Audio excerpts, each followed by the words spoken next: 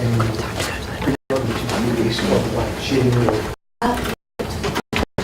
yourself wherever you like.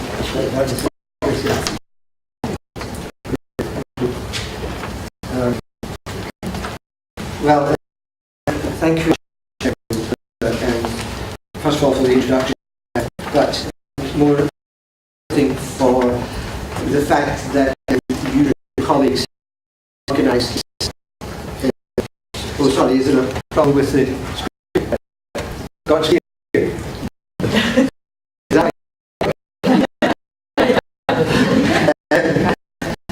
As I say,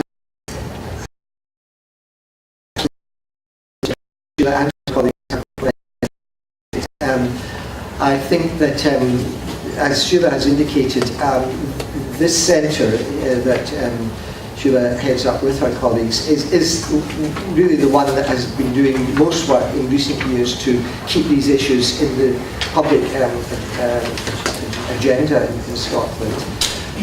And this particular seminar, round about the concept of funding higher education, I think has become even more salient in a way that I think probably none of us expected. So Mr. dramatic intervention before the election, which I think had a very significant impact on the election. And of course, people like Adonis saying we all have to think of a different way now. So it's a very old a debate. The other thing I want to excellent contributions from other parts of the UK and indeed from other parts of the world here. When I come to the university to join colleagues here, I'm always reminded of our very good friend and very distinguished colleague, Professor David Rafe, who unfortunately was taken away from us all at far too early an age. But as many of you will know, one of his great themes of policy learning and the distinction between policy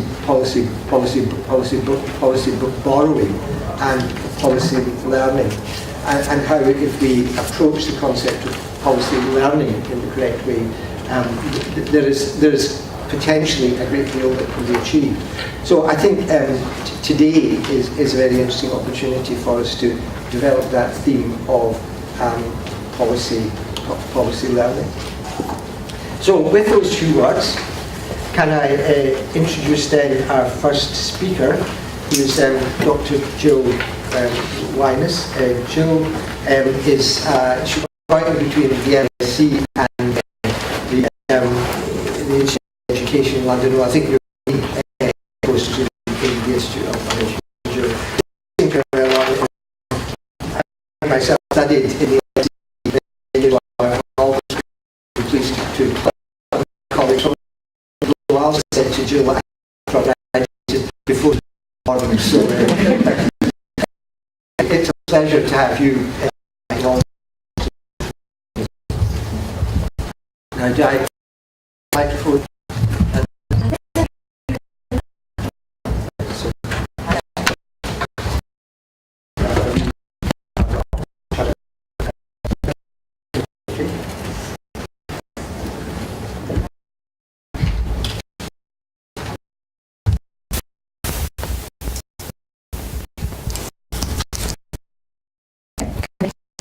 Yeah.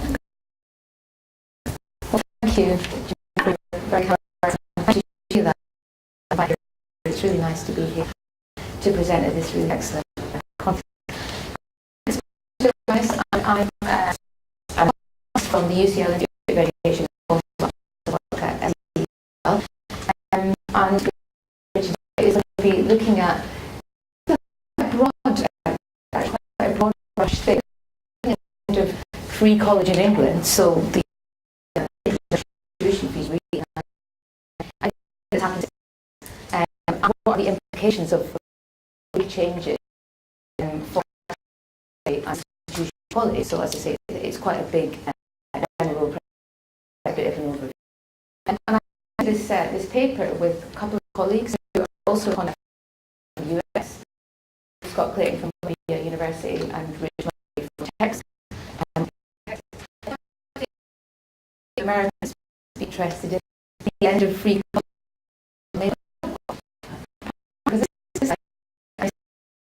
So when Bernie was trying to get the nomination, one of his key campaign pledges was free to organise young people in America. The idea that perhaps, has obviously some of that. All the so we're talking in America about this idea of situation.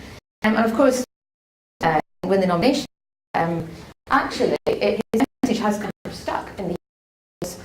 No doubt, New York has just scrapped tuition fees.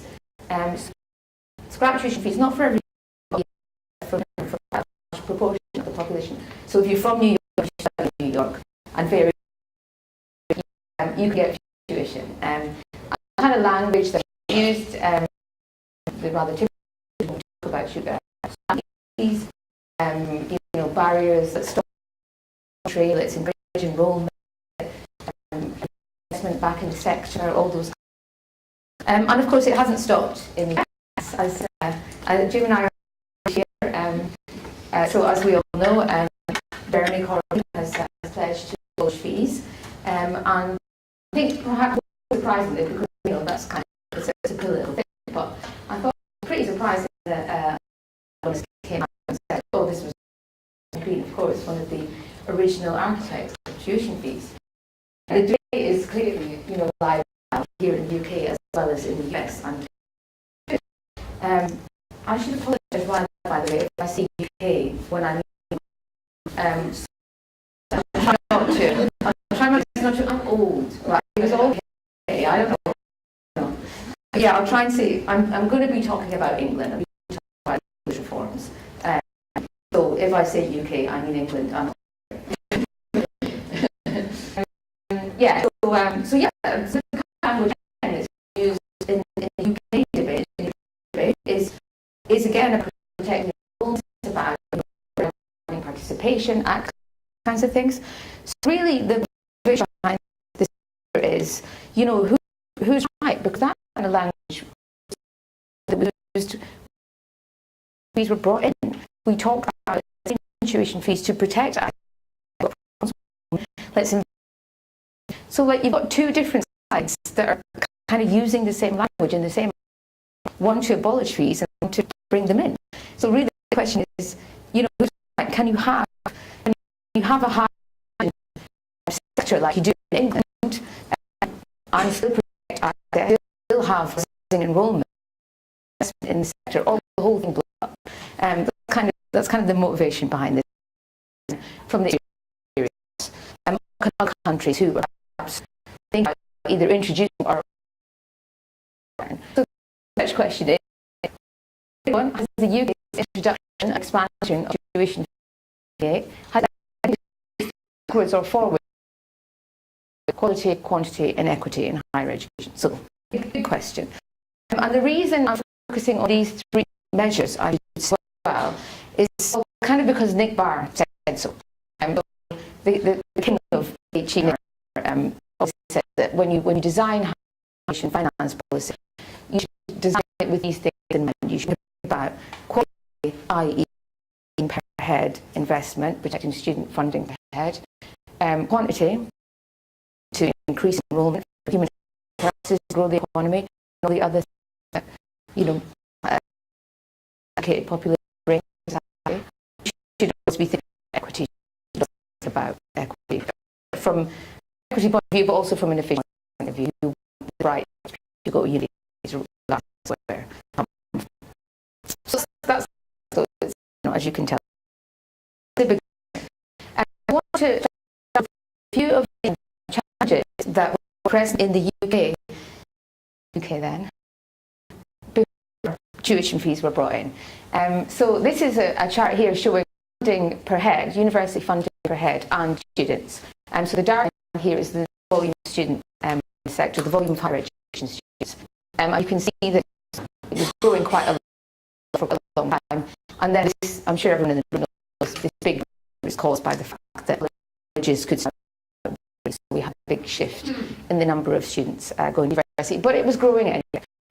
And of course, one of the key problems that was apparent in England that investment was not keeping up. The government was not maintaining investment given the rise in student numbers. And you can is funding per student was something like £15,000 per head. By the end of the year, it had half to about £6,000 per head.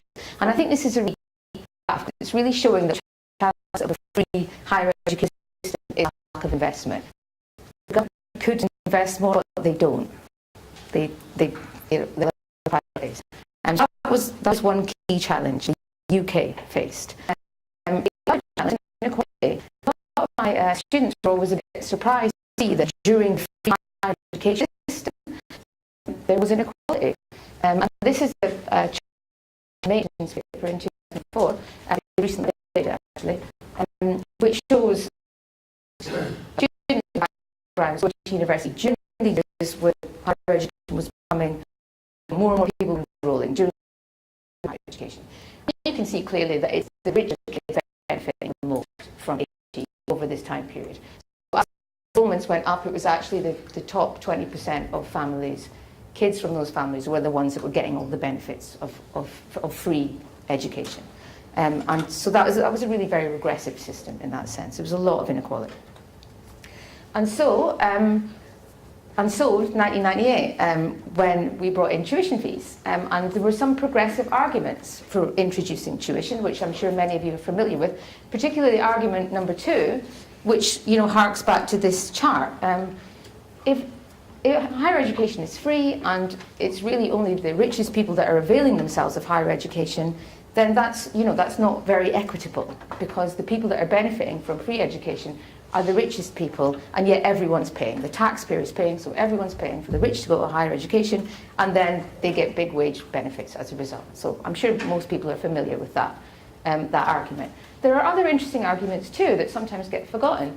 The first one, if you rely on public funding, then universities are under pressure to limit enrolments. You have to cap, and indeed in the UK, it was in 1994, caps went on so that we couldn't recruit as many students as perhaps we wanted to. And that tends to affect poor students the most. They're the most marginal students, the ones with potentially the lower qualifications, so they're the most likely to get squeezed out. So in some ways that's quite a negative thing in terms of equality too. And thirdly, if you prioritise free tuition, you leave little room in the budget to do things like have grants and loans and liquidity for low-income students. So you struggle to provide additional support for low-income students. So these were the kind of progressive arguments for introducing tuition fees. So did it work? What happened in the UK? And what did we do? So this is a picture of kind of what I'm talking about. This is what's happened in England since we brought in tuition fees in 1998. They were at 1,000. They went up to 3,000, and now they're at 9,000. Now they're super high. But that was not the only thing that happened, of course.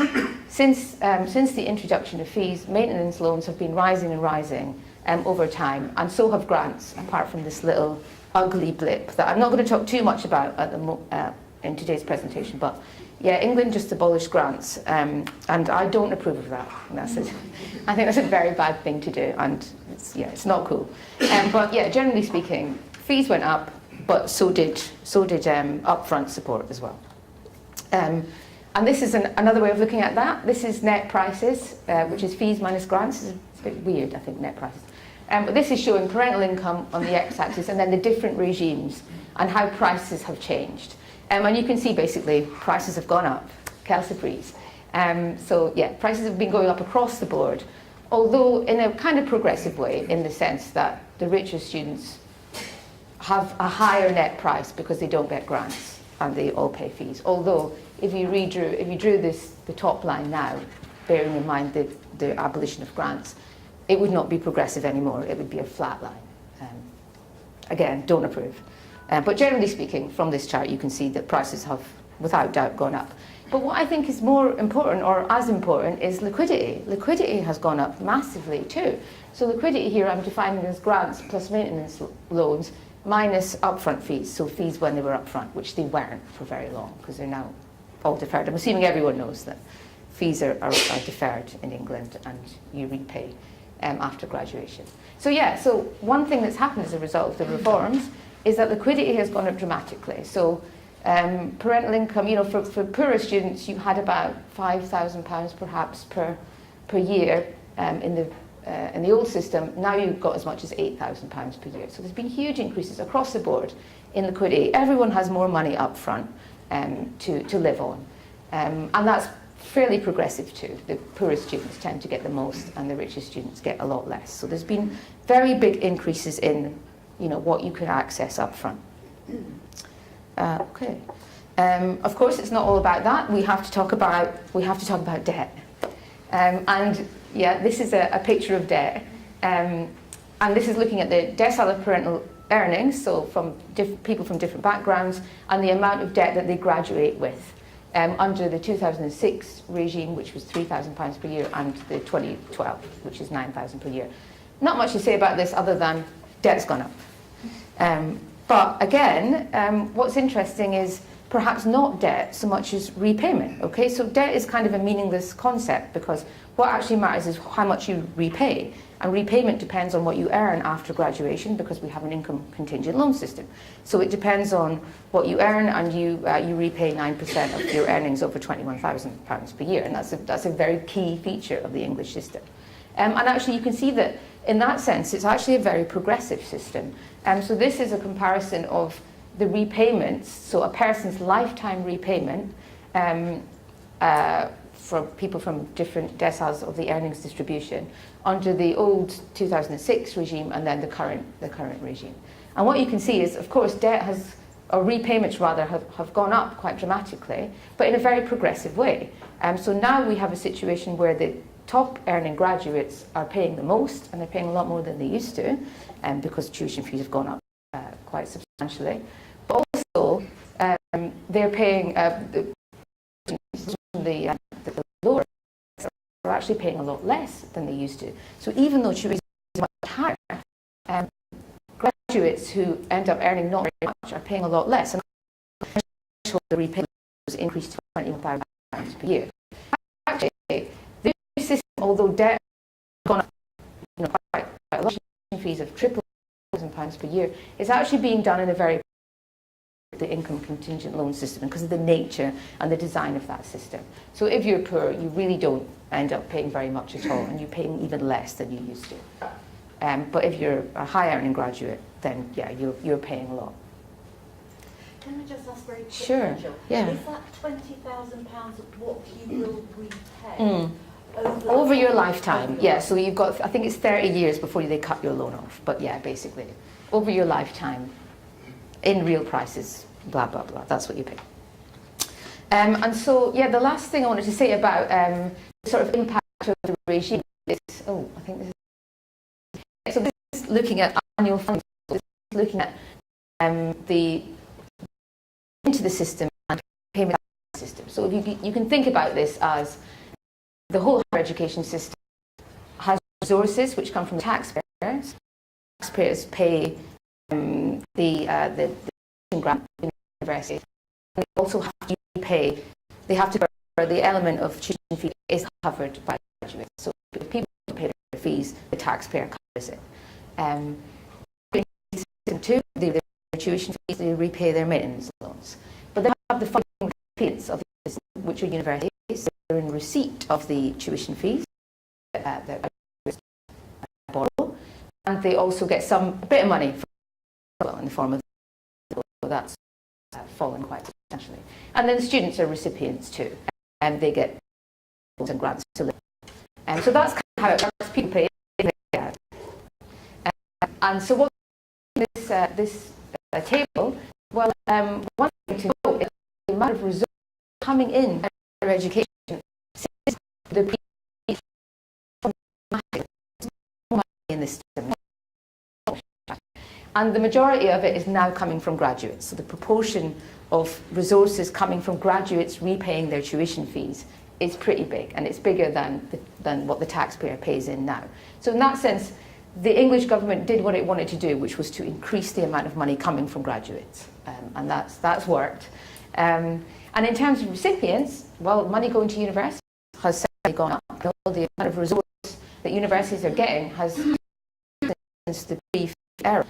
But I think what's really quite startling as well about this chart, the amount of students are getting 10 times as much liquidity in maintenance, loan, grants and things than they did pre-fees. So there is a big thing that's come out. Students are benefiting from extra money. So yes, I struggle a little bit by looking at. And so this is looking at what the impact of all changes, all that I talked about.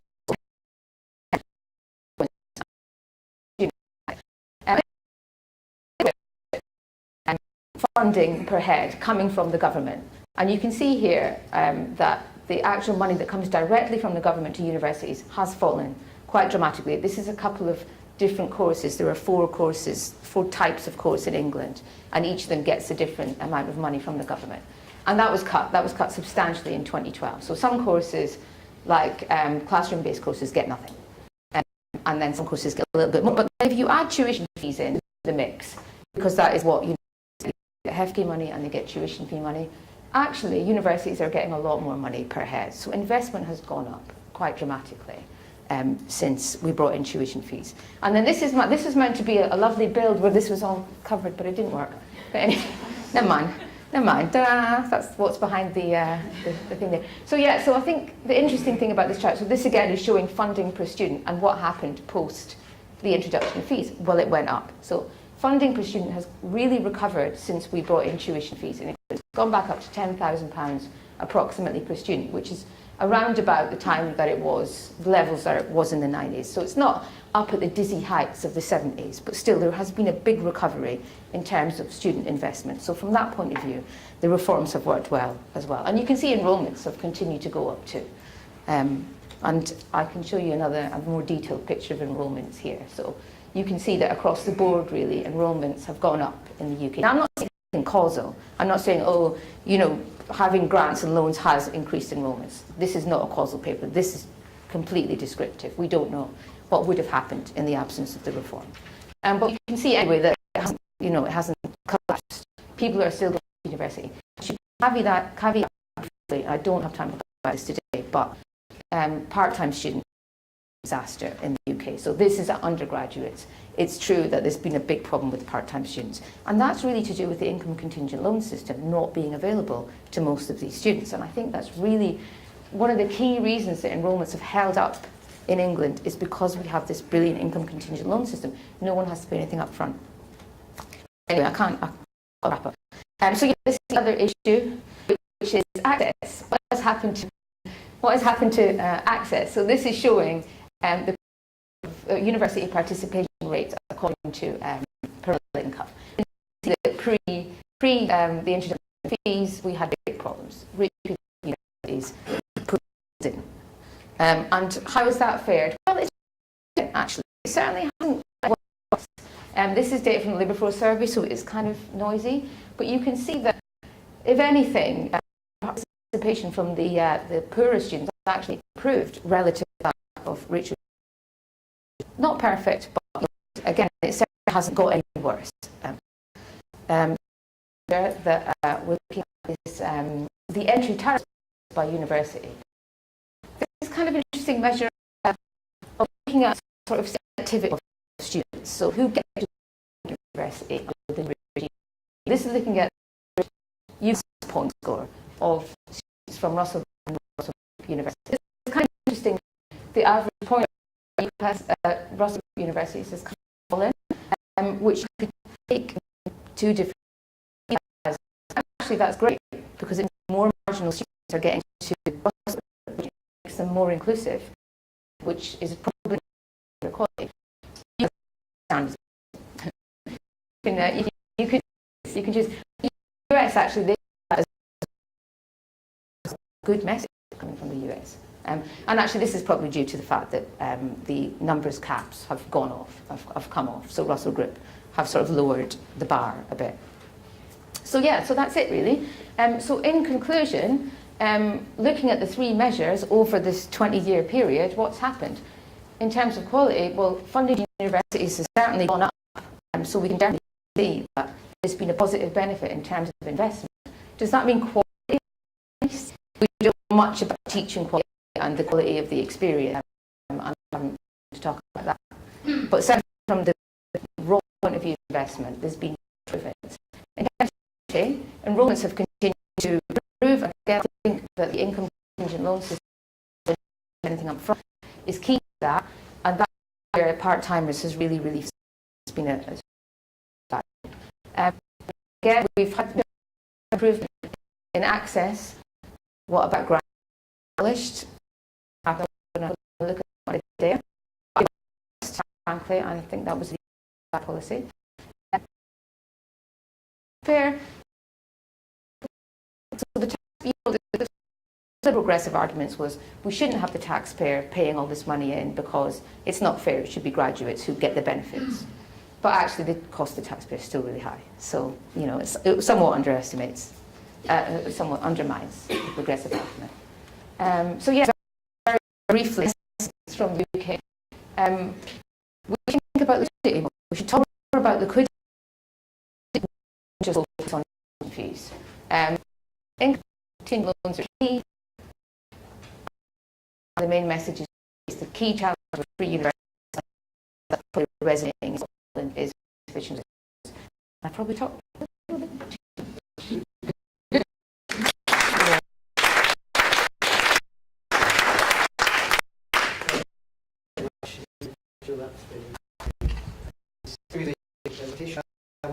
Questions, comments?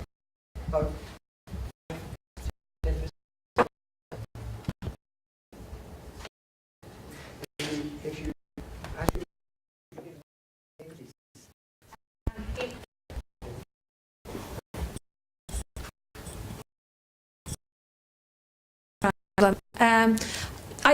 I'd be really interested to see the patterns when you get the data for post-abolition of the maintenance grant. But I just want to ask more generally in policy terms, because I think it's similar in Ireland, that a lot of the discussion has been about fees, but not about maintenance, and that maintenance is actually actually a big driver of the access.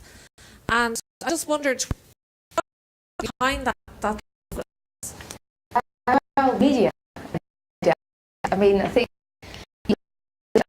I was involved in randomised looking at trying to give students more holistic information, not the cost, you know, during that time, tuition fees, there was debate about increasing students that we talked to that had been exposed to newspapers about tuition more negative about university experience.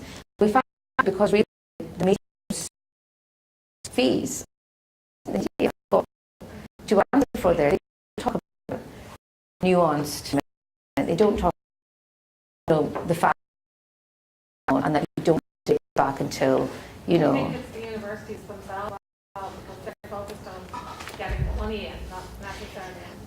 Yeah, possibly. I mean, I think universities, one criticism I would really make of the English system is that the incentives to universities are just to charge as much as they possibly can because they bear none of the risk at all. And I do think there's an ethical issue with possibly, you know, every time they get a chance to increase fees, they all go to the maximum. And some of them are charging more than they need to charge. And I think that's an ethical issue, really.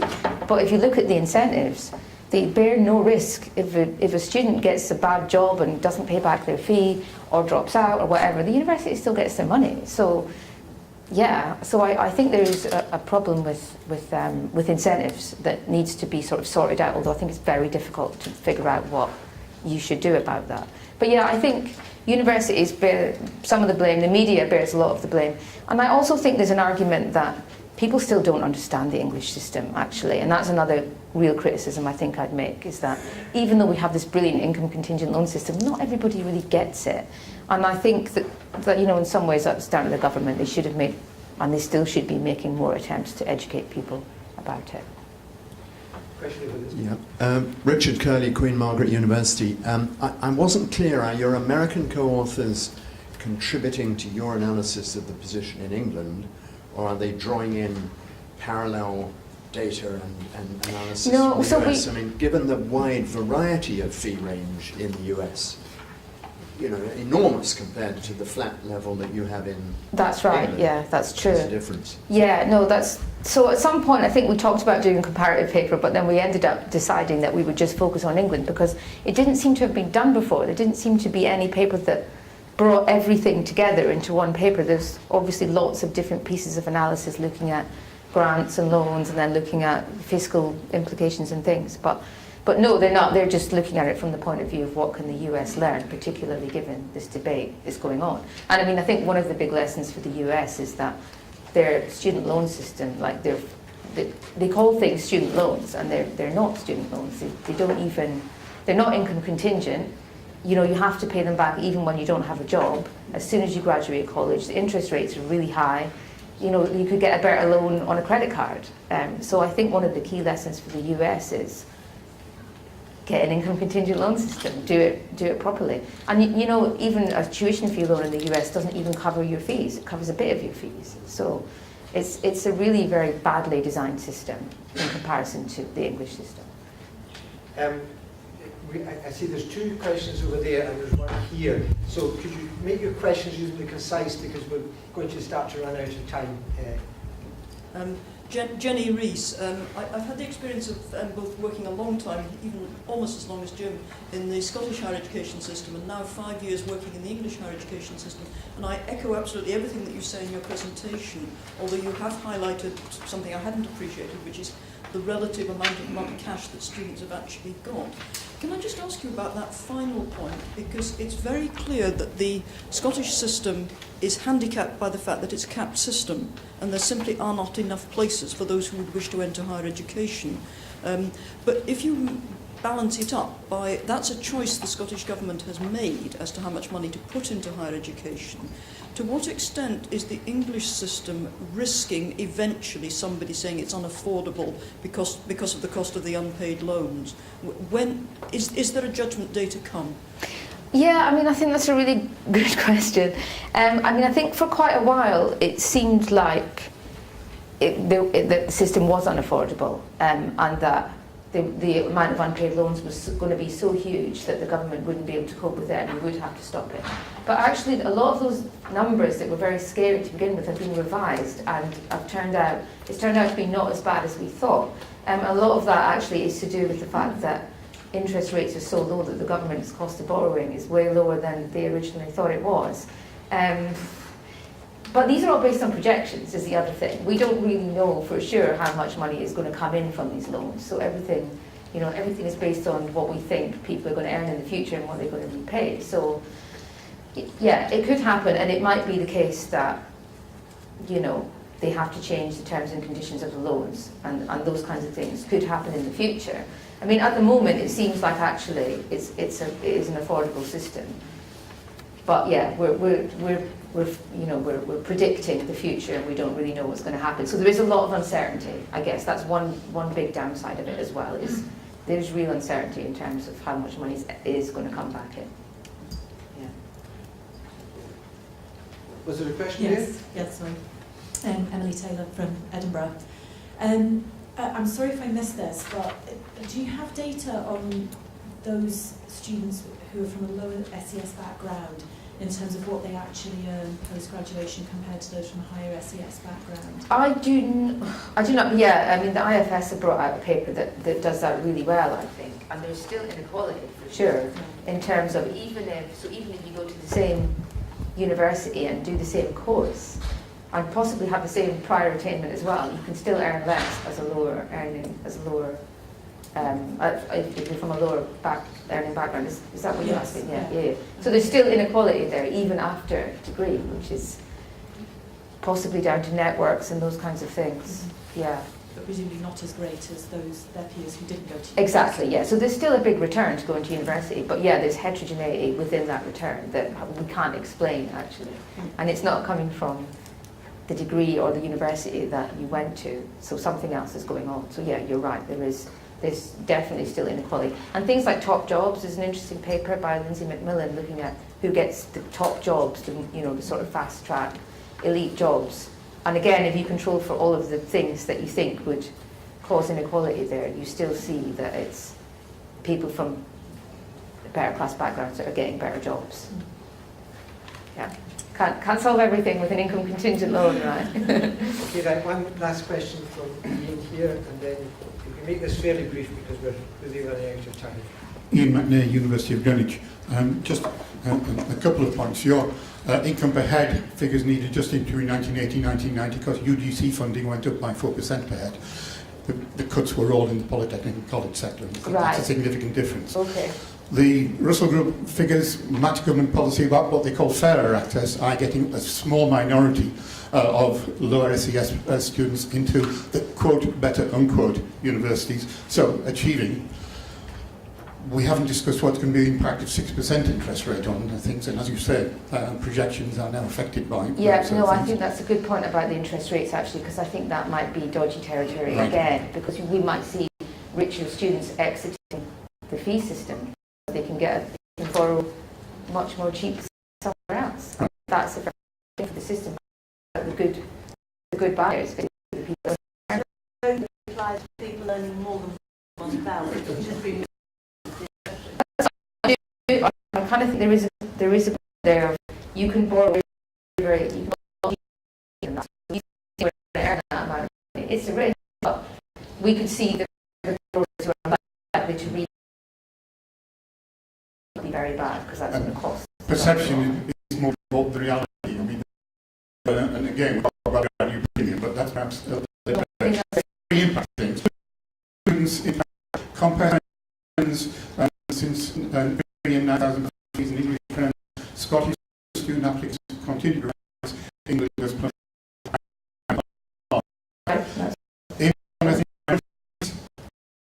Again, significant impact on more stay at home among ethnic minorities, an impact on the private universities where they have over 80% black students because their fees are accessible to the students but enough for them to make money on is obvious, and therefore there is a significant shift of black students, particularly in London, to private universities because they don't need to borrow as much, and that is a values issue among certain communities. Yeah, okay, I absolutely take those points of view. Thank you. Right, well, thank you very much indeed. No worries. Start for our discussion. Thanks.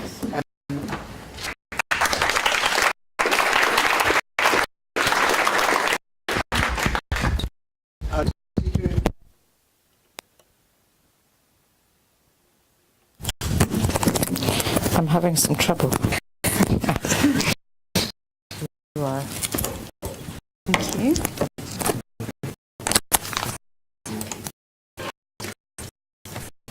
Sorry. Mike's up there. I see that in the little biography you produced a report which is based on a comic book. Yeah, we turned our research report into a research-informed comic. I only have 5 hard copies left. I've only brought one with me, but in the presentation there's a link to the PDF of the comic should you be interested. So we'll I'm not talking about that today, though. Yeah. Sure. An original. Yes. Oh, well. But thank you very much. It's very important, and I think it follows on very well from Jules. So. Thank you. And thanks, Jill, for setting this up for me. This morning is present how students feel about this. This very much from a qualitative point of view, and it's based on a study that myself and colleagues from Manchester University did for so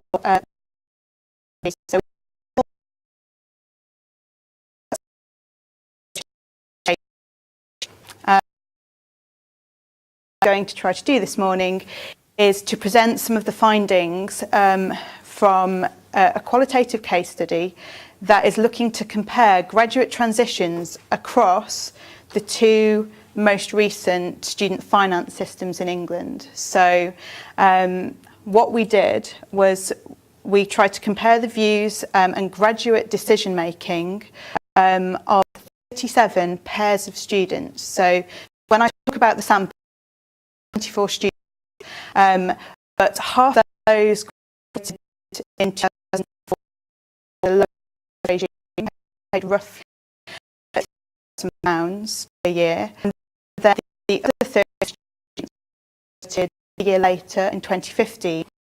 And of course, they were the first generation part of the event. The other important thing to mention is that there's different periods. So we had a pair, this is all about central England, a pair that would be Russell and a pair that would be Polytechnic in Newer University. And we also made sure that each pair was from the same socioeconomic background, they were the same gender, and they'd studied the same degree subject or the same discipline. So we tried to build in an element of comparability into the study. So in terms of what the focus of the paper is, I want to ask whether we should have concerns about equity in graduates post-university transitions outcomes. And actually I can really only talk about transition because the students interviewed were in the final semester at university. I don't know what the post-graduate, but they were all weeks from the final exams and graduation. But I want to know, should we be concerned with equity of post-university transitions in the way of higher university fee regimes? And particularly what is from some graduates or graduate peer advantage under 2012 and so 2015 graduates. Who are those students and what does this disadvantage look like? So it might seem a bit strange in a qualitative study to start with a table of figures, but I thought it was important because I want you to have a sense of the whole sample of what was happening. And so what I've done here is you've got 37 students here and 37 students here. I've not broken them down to institution, all 37. And we'll look at things that we could do in the interviews, things that came out of it as well. Be able to save money on university, professional experience, job anxiety, about entering graduate labour. Had they secured a graduate job before they'd even graduated? Were they actively seeking a graduate minimum wage on graduation? And were they to study a postgraduate qualification after graduation? These categories, because I'm going to use the structure of the presentation around the years. Now, when we do a comparison by year, actually, it's different, for the sample that we interviewed. Perhaps surprisingly, money at university and undertaking professional work, and maybe surprisingly a slightly gone down. Graduate job and securing a graduate job. When you looked at this, well, some people look at this and just say, well, we increase fees again. It doesn't make a difference. This is where I want to take you back to the sort of gratifying sampling that we do.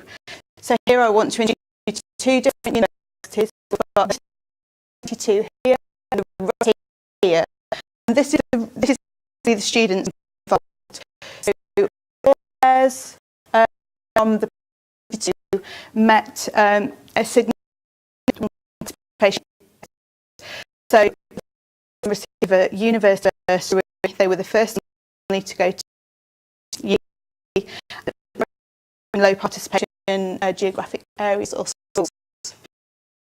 If we then the students in participation indicators, 14 pairs there. And then we have 10 pairs from the 92. Many, but that's true because of the different nature of students in the different students. So we have pairs who met few GP indicators, and who are all as we move. None of them of university money, and none of them were receiving, so their family is only slightly. The Russell Group, we had no students didn't meet any one occupation indicators, so your middle students who are traditional. Now this is important because what I do is go to categories of graduate transition milestones or points and look at if there's any difference now. So let's take how many we're able to save or what percentage we're able to save at university.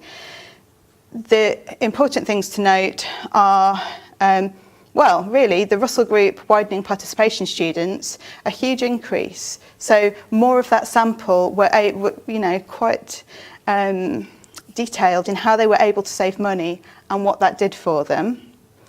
If we then look at professional work experience, perhaps interestingly, the Russell Group widening participation students, less had been able to access that. And then not surprisingly, the Russell Group non-WP students, more of those are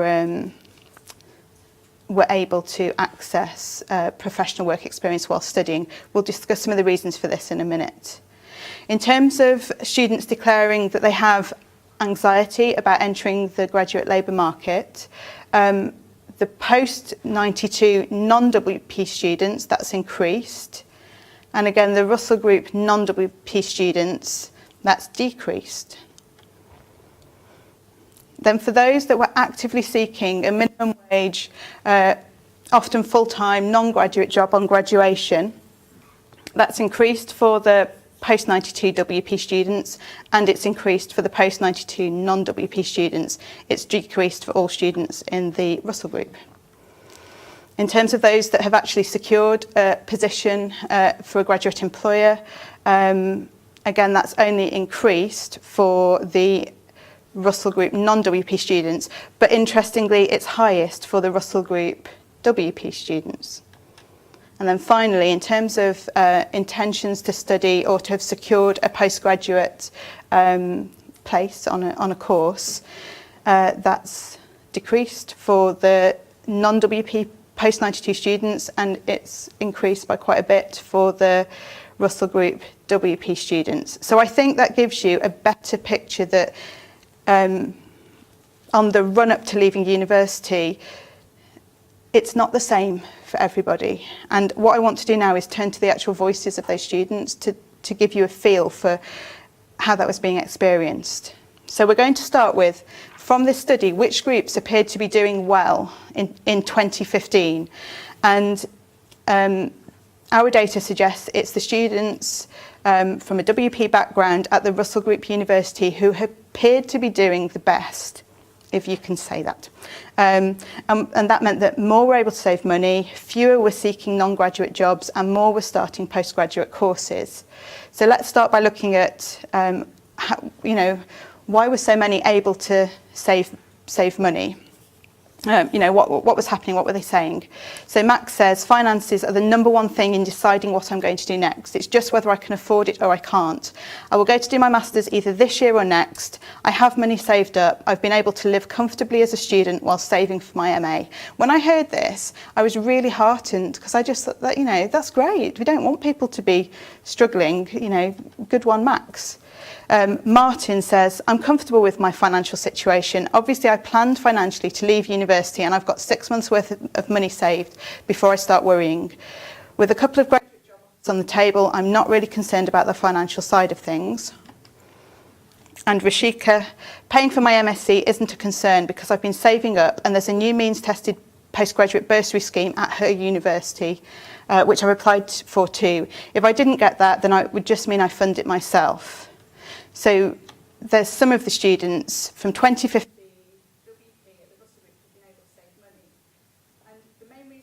was the generous university bursaries that those students were able to access on top of the government maintenance grants which these students benefited from. It meant that this group of students were able to fully cover the costs of living whilst studying, and they were able to make additional savings as well. Accruing savings was absolutely crucial to ward off financial insecurity and uncertainty for these students. It becomes a sort of protective factor that perhaps their families are unable to provide even if they want to. Others are using the savings to avoid taking on further debt. So when we did this study, there weren't postgraduate loans, which there are now, but these students would not have taken those. And they're using the savings to create a sort of transition safety net. It allows those students time to think, reflect, and not to panic.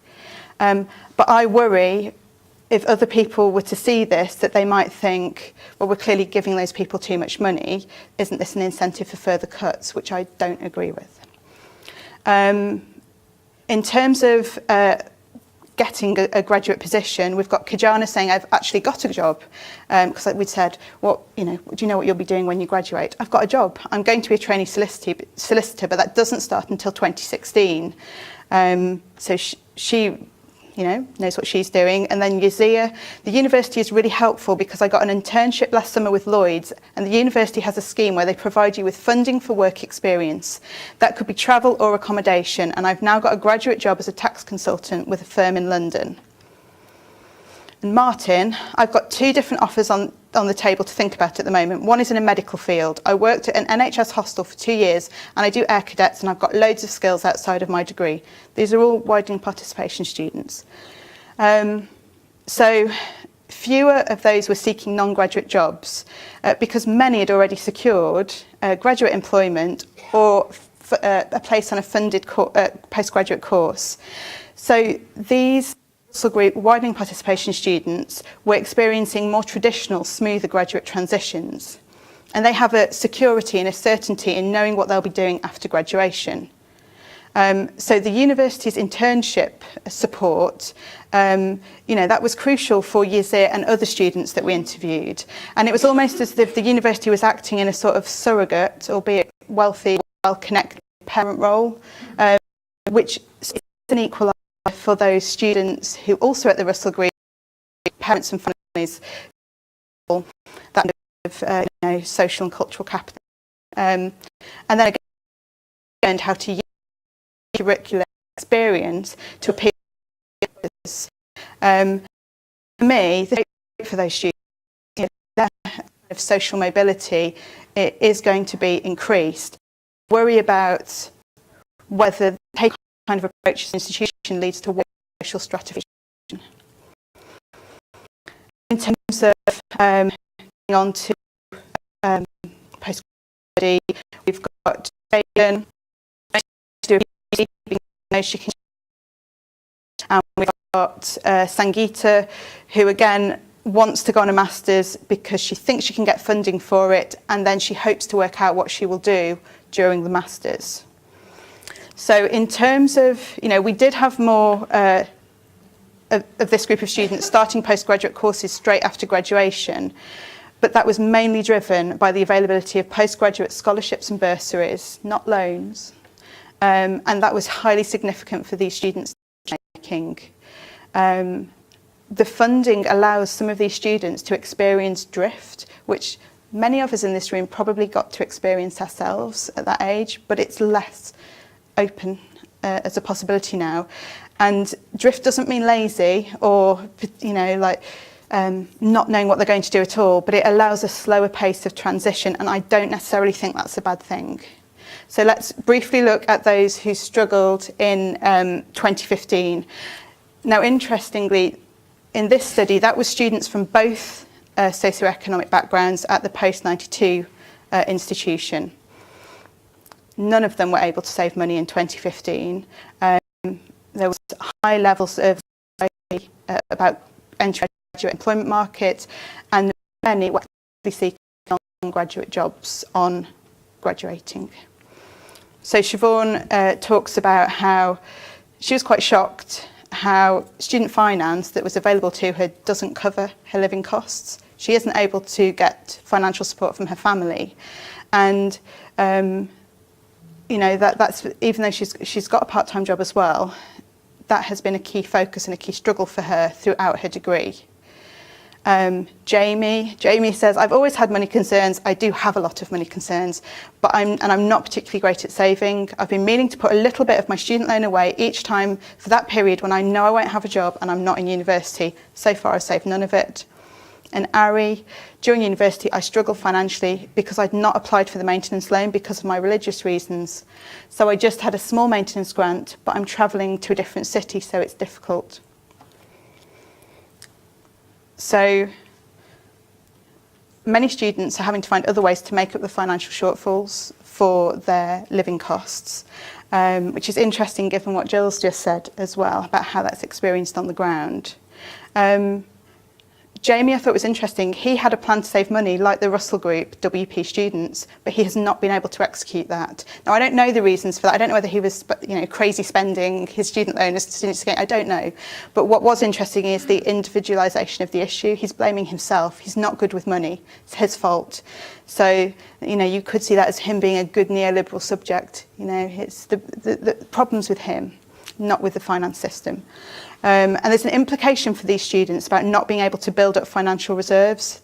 They have nothing when they graduate, and that creates an imperative for what they do next. They can't make the same decisions that the Russell Group WP students or non-WP students can make, and it means their transitions are slower. They cannot be slow and considered. These are some examples of why there is high anxiety. I'm just going to flick through these to get to the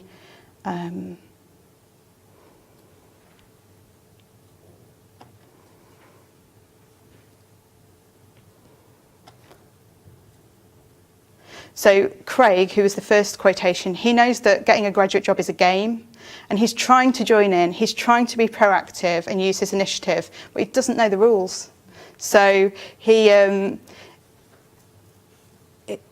hasn't developed the required social and cultural capital to engage.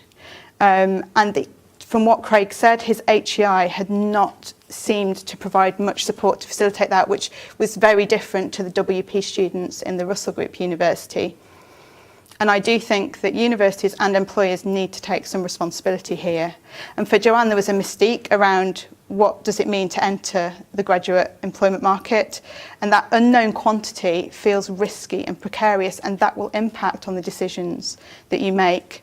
And Mark doesn't foresee a smooth graduate transition and thinks the nature of his degree might give him less advantage, as well as there being him perceiving there to be less jobs available. And then we've got 3 students here, again, mix of WP and non-WP, who their main focus is, it's the trade-off. It's whether to become a more independent adult or, have a sort of boomerang transition and a more delayed transition to adulthood in order to build up financial reserves. So for me, finance is key to all of this. So the desire and need for immediate financial stability on graduation is influencing the decisions to return home and to apply for non-graduate jobs. The gaining of a regular income, however much that is, and potentially having to move back home or move in with friends trumps the desire for graduate employment or starting a graduate career. So to conclude, should we have concerns about equity in graduates' post-university transitions? Well, based on this study, I think yes, absolutely. And do some graduates appear disadvantaged under the 2012 student finance system? Again, based on this small study, yes, it would seem so. And what does this mean? What does this look like then? So what we were seeing, particularly for the post-92 institution, we were seeing examples of delayed, postponed, disrupted, individualised graduate transitions. Those graduates were developing coping mechanisms that were designed mainly to offset immediate financial uncertainty and risk. And that does contribute to further social stratification, because those students that are in a position, that have financial safety nets, they can make different decisions. And if entering HE is not the key to equality, which I think we all know it isn't, then I want to know what are the collective responsibilities required to improve this situation, and how do we make graduate transitions less contingent. And both reports can be accessed here. Thank you. Thank you very much. Again, we've got about 5-10 minutes for some questions. So, Lucy. So I'm Lucy Hunter Blackburn. I'm here at Edinburgh. It's a really interesting way of looking at all this. It reveals stuff I think we don't get from the aggregate data. I'm very struck, Katie, by the fact that over in Europe there are some systems where people get more grant depending on how academically able they are.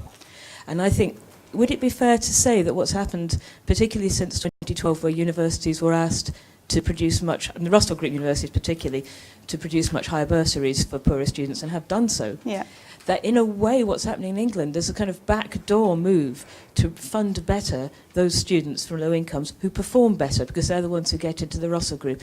Is that a reasonable... I think so. Absolutely. That's what we were seeing. And it's really... So we can see that students don't sit like that. So some students were their friends when and they were at post-92, they didn't understand why their friend was getting more investment opportunities, because to them they were at university. So yeah, I think that's probably it. But it's problematic.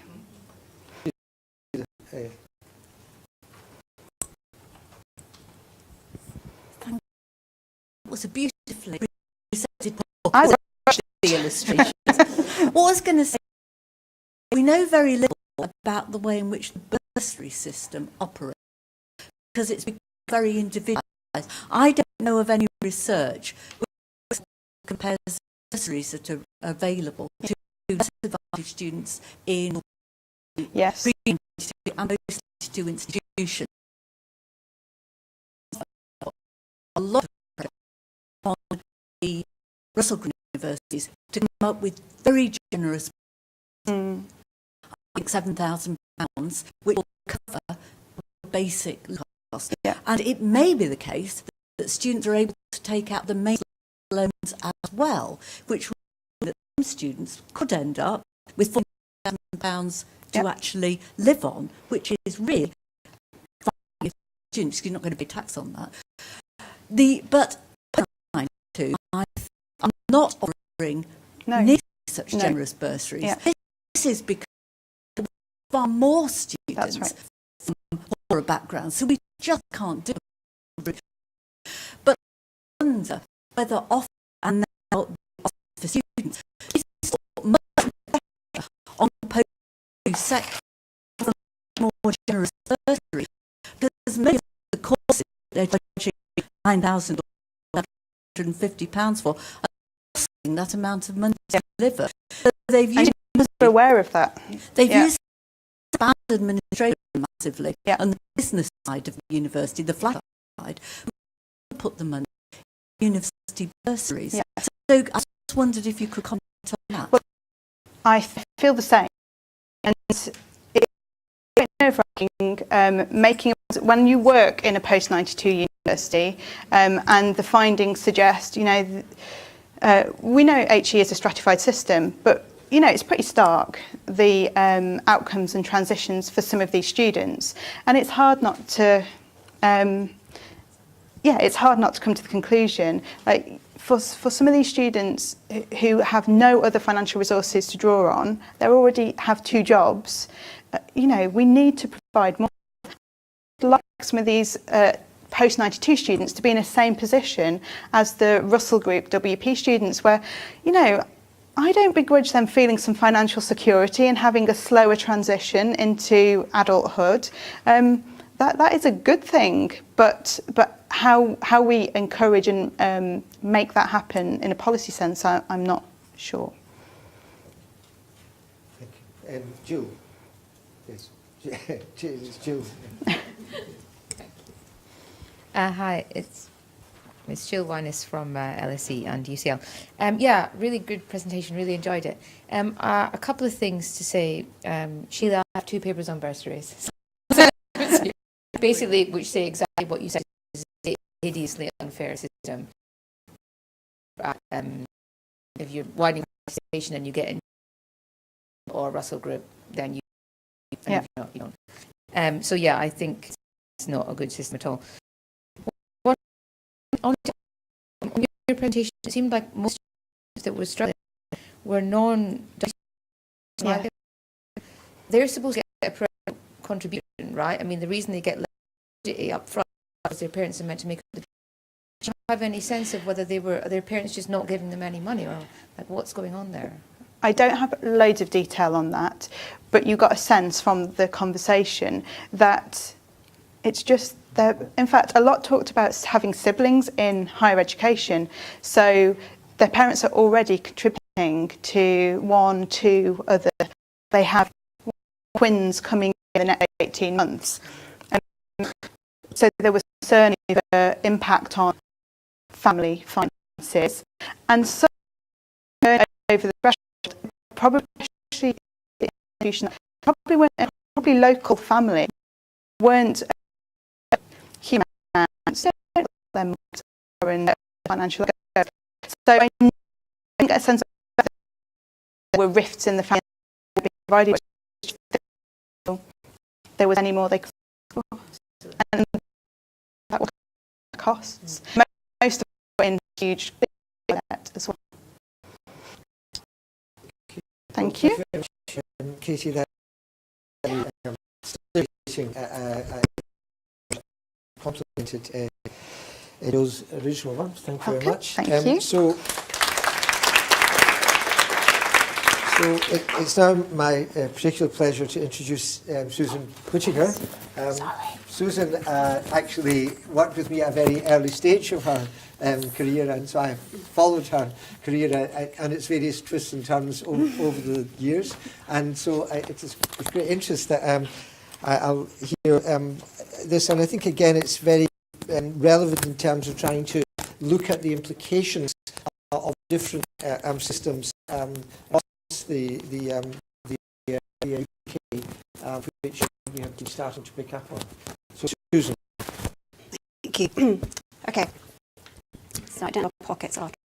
So I'm going to be talking about a particular aspect of HE participation, which is cross-border mobility of HE students. I'm going to say a little about the policy between the countries, implications of those students. So cross-border mobility is context for students who simply enter HER to that which they were running beforehand. Focus on outflows of students into countries which are outside of the So in terms of your policy, a student number cap, and this creates old administrations, and it puts a limit on the number of places that are available to home and EU students in those countries. But well, there's been no set limit on the number of our UK students that can be recruited. So that leaves it open to institutions to sort of recruit to the extent to our UK students. Number cap was so that of home students there, as well as continued recruitment of UK, EU, international students. So we have a situation of expansion in England, but a continued limitation on places in the other 3 countries. And that obviously then puts, directly affects what's available to students if they don't wish to leave their home country. And we've also talked a bit about tuition fees. So what we can say is that the liability of tuition fees, government loans, government grants, are determined by administration where the student lives, but they are portable across UK borders. In terms of the tuition fee debt, Scottish and Northern Irish currently take on debt by leaving the country. English are subject to high fees wherever they go. Students are currently subject to subsidies wherever they go. They're subject to fee levels as students, or can be the same whether they stay in the country or leave. So policies around provision in the home country, constraint options for students, and has real for students. I'm going to be just, this is just so the first chart is derived from UCAS data, and it shows a percentage of entrants from each country who were accepted into a cross-border HEI. So it's clearly much more common for Welsh and Northern Irish students to leave the home country. And we can see over this period, this 7-year period here, that the mobility out of Wales has been increasing. I'll be focusing on, in subsequent data, is 2012. So that year there was a decrease in outward mobility from Northern Ireland to a small extent from Scotland. That could have been an immediate impact of changes, you know. Seeing that it has increased again since, and the reduction of places available, where there were actually fewer places available. And we can see our mobility has increased. So may influence some students. Doesn't explain, the longer doesn't explain differences. The second shows a difference. So Welsh movers and movers were all England. Northern Irish students go there as well, but about Scotland, and more to Wales and go to Scotland. This is in terms of numbers from more English movers, not just simply from a large population, but percentage terms leave. So, I wanted to add to the where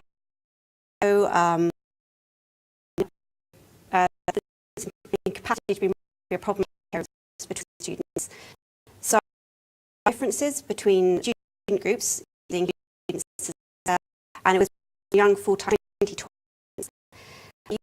Use the variable of our location institutions and subject and also social characteristics, all the HESA data. So I'm just going to show you through. Okay, so relation to the economic background and ethnic area. Each country, these charts from a higher management background to having an independent school compared to state school, to being student, and to being white, or from being EME.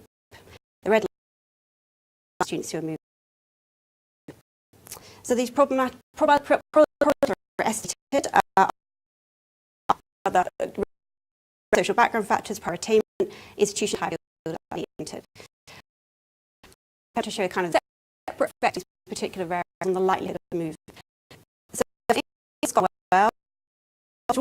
more advantage social more likely to move. That's probably surprising. That's what better to move further from home. Less of students like to stay home. In England and Wales, we include type record in the school, more likely to day school movers. So the difference between strong Scottish movers, but in Scotland, are more likely to movers. So for young people in Wales and Ireland, moving out is relatively in terms of their experience, is less important in sort of or making the opportunities elsewhere. So overall, the between the measures associated that and quality, particularly around parental class, but actually all mobile students of anti-tax, there are actually a mix of students leave from Wales and Ireland, but actually even to England and Scotland, it's not all independent. All those middle class students leave. There is a mixture.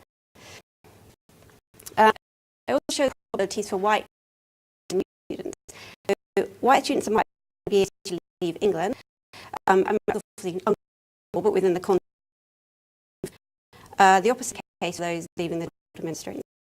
And again, after accounting for the factors, there is a separate ethnicity effect here. Look at the destination, AME students, they should London, for example, in a white. It's a kind of white research, on students who go to particular parts of the UK, particular individual institutions as well. In students' administrations. Okay, so all looked at and proximity to the border and also physical of institutions. I'm just about the business, which is of entrance each local authority who were movers, the area that which the ability is perhaps unsurprisingly common if you live close, certainly on the where close to 2% leaving the country. Not much provision in the just over in the northwest. That explains a lot of that movement.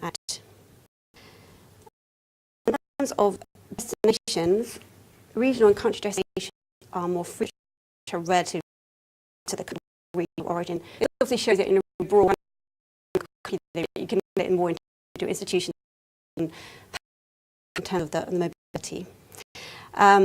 So in a neighbouring region, those students are more likely to from middle class backgrounds to have been to be first to those who move to further distance from their own location. It now also suggested that moving to a more proximal region was associated with a lower average housing if you move further. So findings suggest that proximity and accessibility are more important, and you might imagine less of students, and also immobility to lower tariff institutions. Explaining. So the third likely mobility. So in the UK we have 4 HE6 with differing histories. Spread my analysis is a breakdown of institutions by average tariff. High tariff group has 18 institutions in it, representing the universities in the UK. The others have institutions in it. If we look at the spread of countries, this is a very simple attempt to show a kind of supply measure for institution types across the countries. It shows a distribution of places in each tariff group in each country in comparison to the UK-wide distribution. So the one line is the UK level, and this shows us where there is more or less sort of higher or lower distribution within each country. What it suggests, well, first of all, obviously England and UK are pretty much synonymous in this because England is such a large part of the sector. If I showed that by English regions, you'd see a lot more variation, obviously. Scotland there seems to be a particularly low supply of tariff institutions. It's been in other research as well. Supply of places in higher tariffs, where there were no institutions by higher and low, so also in medium tariff institutions. Then there are something like this. Those institutions have more entrants than they have pieces of Northern Irish students for a large majority of students. And so we can compare it if we're looking at the role of that provision of mobility is to compare it with the mover distribution. So the bottom chart shows us the institution groups that movers enter compared to those who stay in the country. So above 0 means movers are more likely to enter than stayers, and below 0 less likely. So movers from England, overall, they shouldn't be particularly affected by provision because there's so much provision in England. But you see the movement is generally to high tariff institutions. And English students who go to Scotland go to the highest tariff group, mainly to Edinburgh and St Andrews. English students who go to Wales mostly go to Cardiff in the high tariff group, but also they go to all the Welsh institutions in quite large numbers, including sort of medium tariff ones like Swansea and Aberystwyth. So mobility more concerns, relatively high attainers moving to quite selective universities, particularly for English movers to Scotland. Movers from Scotland are more likely than stayers to enter highest tariff institutions, despite that apparently being quite well supplied in Scotland. again, you know, this is a high attaining mobile group in the main, and we saw they're a relatively privileged group as well in terms of schooling, for example. But that doesn't explain all the mobility out of Scotland. We have students who you know, Scottish students and movers are more likely to enter lowest tariff institutions than our stayers as well. And for that sort of relatively small number of students, that might be explained by a problem with, you know, the provision levels in Scotland. Mobility out of Wales and Northern Ireland, as we say, is much more common. And in these cases, the pattern of the distribution type entered, or institution type entered, is much more similar to the distribution pattern. So those moving to very high tariff institutions are probably doing so for the same expected benefits, you know, of entering a very select university and the expected benefits of that, as that applies to students who leave England and Scotland. But in addition, there might be there's a provision issue there. There isn't really that provision available in their home country. And in addition, you know, that lack of supply may also be playing a role in mobility in kind of quite high levels of mobility to lower tariff institutions from those two countries. Okay, so that gives a general picture of the relationship between HE provision in terms of institutions and the likelihood of going to another part of the UK to study. I haven't got time, or I won't go into a field of study in the same level of detail. I'm just going to show you this, which is that from all countries, medicine and languages are more likely to be entered by movers and stayers. Other fields of study that movers are relatively likely to enter are creative arts and design, historical and philosophical studies, physical sciences. Most of these fields are more commonly provided in high tariff institutions. The biggest exception there is the creative arts and design, and actually all those movers from Scotland, where it's a very common, you know, a lot more movers enter creative arts and design than stayers, and mostly at a lower tariff level, actually. So that might be part of the reason why we have the mobility to lower tariff institutions from Scotland. Okay. So from this, just to summarise sort of the key points that have come out of this. So moving is associated with socioeconomic advantage overall, but students from all social backgrounds and all levels of prior attainment do move. Long-distance cross-border mobility is more associated with socio-economic advantage, and supply in the home country can explain some student mobility. I don't think policy factors themselves play a huge role in the decision-making, but they do have implications for students. So some students have to leave the home country to access HE in an institution type which fits their entry qualifications or has places in their preferred field of study. It's particularly an issue for Northern Irish students, to a lesser extent Welsh students, and even to some extent students from Scotland. There is social diversity amongst movers. You know, it does have a role in widening access, actually, particularly for students from Wales and Northern Ireland. But mobility, nonetheless, is more likely for those with socio-economic advantage, suggesting that the more advantage have better capacity to respond to a lack of home country provision. For students who leave Northern Ireland and Scotland, this mobility comes at a higher fee cost compared to those who stay. So this penalises those who leave for the additional expected benefits of entering a high tariff university or leave for another positive choice. But it also penalises those who leave because they can't get a place in the home country. There's not additional fee support for movers from less advantaged backgrounds. This may act as a deterrent for moving for some. It's probably not a major factor, actually, but it could be for some. But many young people from less advantaged backgrounds, again, especially Northern Ireland and Wales, do move and are not provided with additional support for doing so, at least in fee terms. And in fact, I don't think even in student support terms are hugely. Also, BME students from Northern Ireland and Wales and Scotland are more likely than white students to be movers, where this comes at additional costs. Therefore, BME students are therefore, on aggregate, relatively more adversely affected than white students. And students are more likely to move if they live near a border. Short distance cross-border mobility is less associated with socioeconomic advantage than is longer distance mobility. So for some students, improving provision close to home in their home country may reduce the need to move out. This is a problem recognised in Wales, for example, again, in terms of what's happening in the north of Wales. So overall, policy changes don't necessarily to large immediate change in the well-established pathways of HE mobility, although longer-term incremental changes may occur. But policy decisions that affect student support, that affect the availability of places in the home country, do have implications for students. So students who may act, despite the higher fee, they will still choose to leave because that's a way to get into university. So in relation to cross-border mobility, it doesn't just concern relatively privileged students, actually it concerns students from all social backgrounds. And any failures of policy to prevent or mitigate against the sort of any increased costs or risks that this mobility brings could have a negative impact on the role it could play in helping widening participating students access university. That's me. Thank you very much.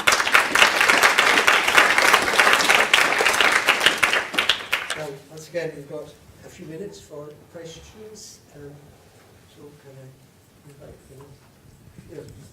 Is there a discernible Oxbridge effect Yeah. there? There is from Scotland, yes. Not strongly, you don't see it so much from Wales, Northern Ireland actually, but I mean because it's such a, 5% of Scottish students leave, half of those have been to independent school, and yes, the three most commonly entered institutions are Oxford, Cambridge and Newcastle actually, and that's a kind of part because it's closer and a Russell group. Yeah. So just straight for the remaining students who are movers. In the, sorry. Does the hold good if you Oxford and Newcastle out? Well, the pattern is the same for the rest. Yeah, I mean, I think because it's quite interesting. Scotland is, yes, it is mostly advanced students, but there is some not even moving to enter lower tax. So, those students would be the ones most of the additional they're taking by leaving. You know, there could be an argument for some support fee payment for if you have to go to England.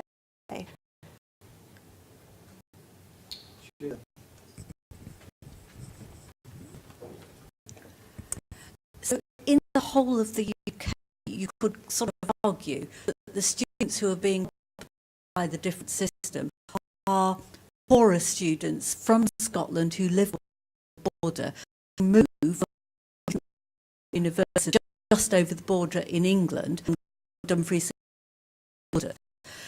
And they're doing that partly because of shortage of places in Scotland, but also because they'd have to live away from home if they stayed in Scotland, whereas they can stay at home. But by the same token, going back to what Katie was saying, they're unlikely to get much of a bursary from the post-92 university that they go to.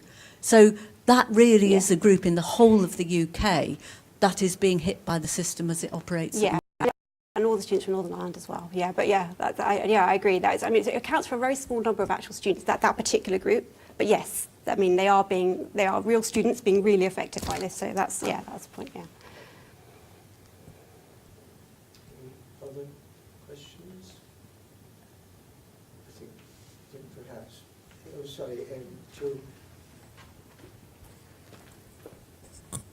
Thanks. Yeah, that was really, really interesting. I was wondering if, as well as looking at things like tariff, could you look at the expected earnings that you might get from going to such a university? I tried that, yeah. Because I just wondered if patterns might emerge, certainly in terms of... Yeah, I think the way I did it didn't work because I didn't find very patterns. There was a very slight, maybe, going in, I looked at actually in subject group, you know, and there was not a clear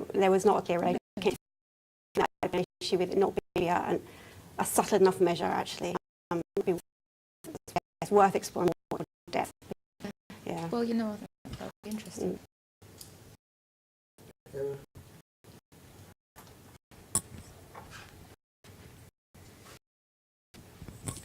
That's really interesting. I was wondering on the data, can you identify in schools there was a school impact? Yeah. Yeah, but so that's like do only between independent and of the differences in selective state schools, and so I couldn't have a way of looking from schools in Northern Ireland. So I left them out of the school part of it. There's been research; it's much more likely to be into grammar schools, but you know, individual schools.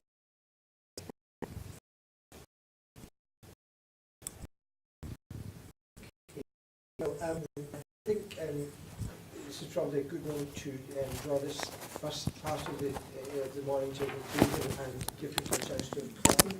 Thank you very much, Susan. I think that was a really interesting presentation of the impact of the differential distribution of higher education across the UK that we don't often really look at in any detail. So that was really very, very useful.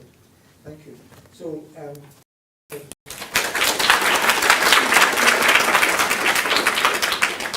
If we can be back here by 10 to